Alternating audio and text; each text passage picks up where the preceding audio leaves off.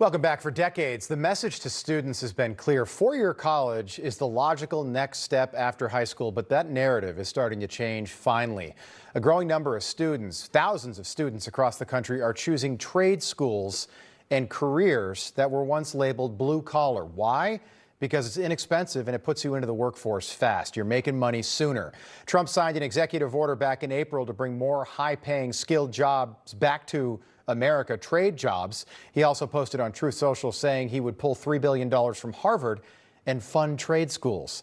Joining us now for more, Turning Point USA contributor Morgan McMichael and social media and political commentator Bo Loudon. Great to have you both on. Morgan, as a society, I know I was told this, we've been told forever that you're only successful if you go to a four-year college, but that's not necessarily true, is it?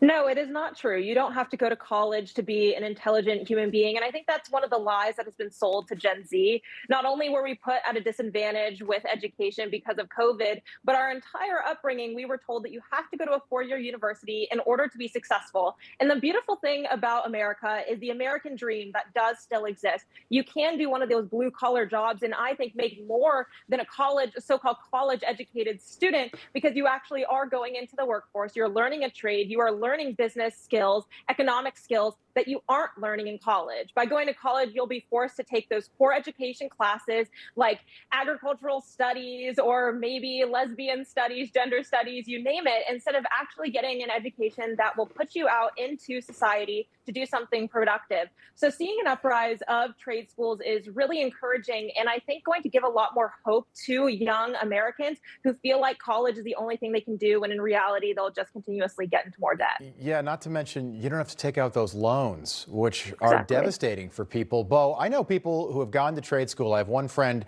in particular that I went to high school with, went to trade school. He's got his own company now, and he's making a whole lot of money. What does this mean long-term for colleges and universities across the country? You know, I think it means that we're going to bring back the American dream. You know, the thought of working under a Biden presidency was unthinkable for young people. The living situation, of course, we were going to want to live at home with our parents as long as we could, rather than going out in society and trying to afford a house or pay for gas or any of these things, when the living situation was just unaffordable.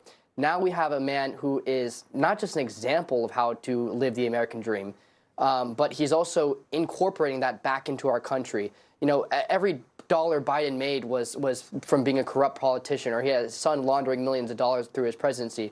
President Trump lived the American dream, made his money, raised successful kids, and now he's taking all that and shining it onto our country so people are motivated to get back into college when they need to be and to make money and to work hard. And it's a beautiful thing to see. Morgan, just about 30 seconds. Is there, in your opinion, still a stigma attached to going to trade school?